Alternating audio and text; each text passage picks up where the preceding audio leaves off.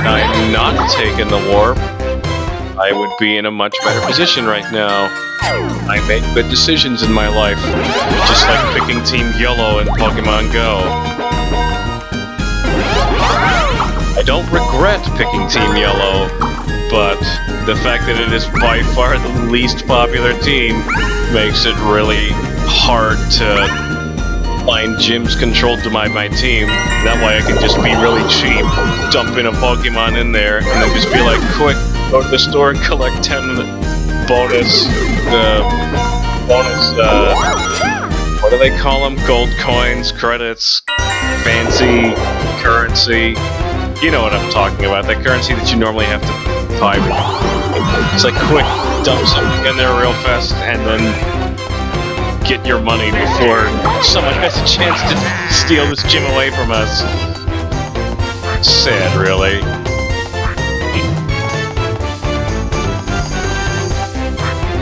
Well, Donkey Kong's super massive trip around the board may have swung things in my favor, because I believe there's another work pipe close to where my current location that might help me out. Motown. Either no, I believe this was the second minigame in this game. I'd like to say that this minigame takes place in some kind of crazy parallel universe in which grass things are worth, for some reason, their own weight in gold, and the coins are made out of gold. So I'm going to give you 10 of them. Has the most grass clippings. Boy, this is weird how the grass just keeps going in and out of being cut. That's really bizarre. Alright, I should have the win handily this time. Which I do. Woohoo! I'm a winner! And you only mow if you're going forwards. You can back up, but it doesn't mow. Which doesn't really follow the logic of push mowers. Like, that might be the case for a manual push mower that doesn't use power, which I've never actually used in my life. Like, gasoline-powered ones, the thing is still spinning whether you're going forwards or backwards. That doesn't really affect it. Alright, so... let's see here. I can jump in the green thing, and it's still a long ways to go. What? Who cares? I've got money to burn. May as well just keep going through these orbs, since I need to keep using orbs to try and Mario for Orb Star. 17, that's a lot better. Or I'll jump in the pipe. Go up. Oh, wait a minute. If I go this way, I get a free one. If I go this way, I don't get a free one, but I get the store. I don't feel like wasting time counting. I'm just gonna go this way and grab the free orb instead of buying one. So I think I want to have very few spaces remaining, because I'm gonna hop in this pipe and be just a few spaces in front of DK and hope that he goes the way I want him to. Because I think if I just take the spaces, DK's going to continue running away from me. So we're going to take a 50-50 risk here. Let's see here. We got another one of those free orb versus paid orb scenarios. Let's go down here, I guess. So Donkey Kong is going to have to choose between giving both me and Peach a star or screwing both of us over. I didn't want to force him to choose between the prettiest character. He knows it's me, but, you know, we can let Peach assume that she's the prettiest.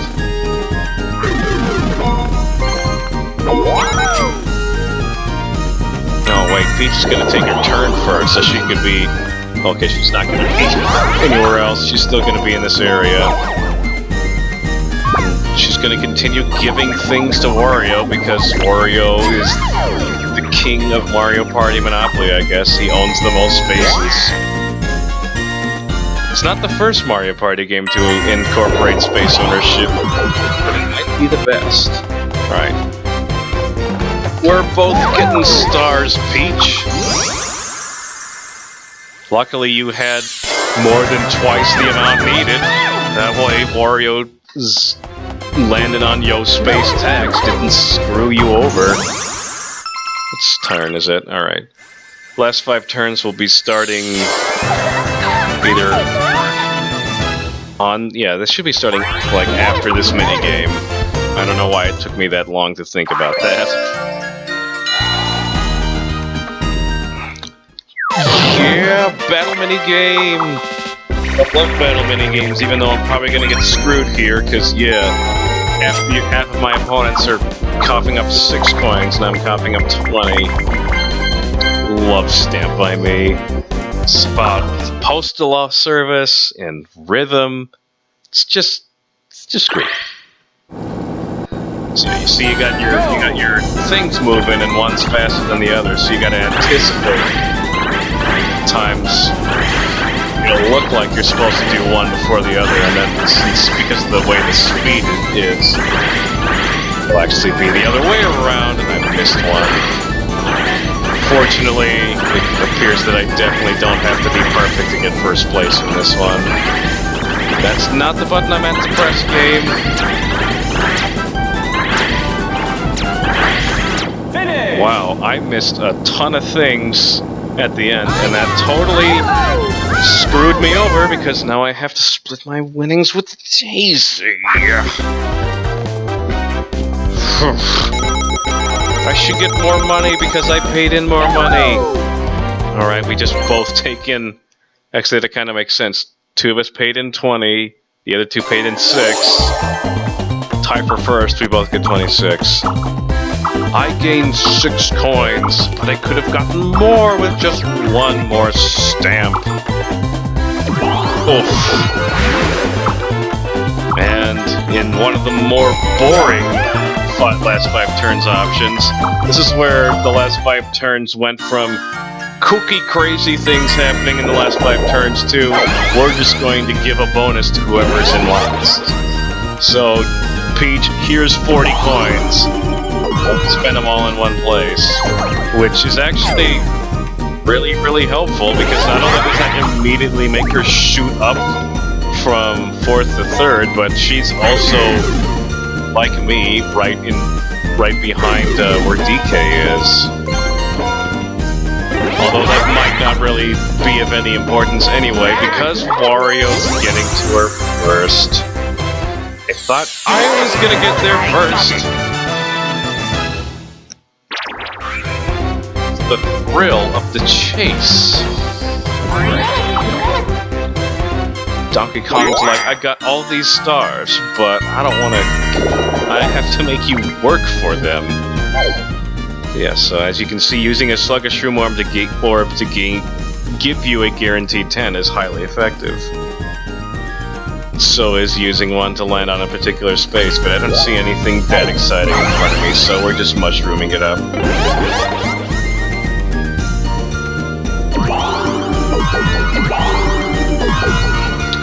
A 7, that's respectable.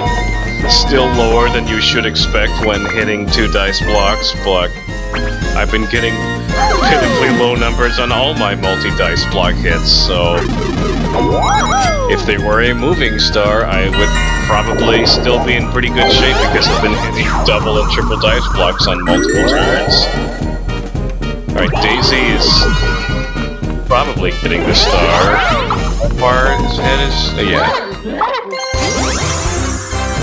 Well, let's watch DK transport to right where I was when I started my turn. I give the probability of that happening.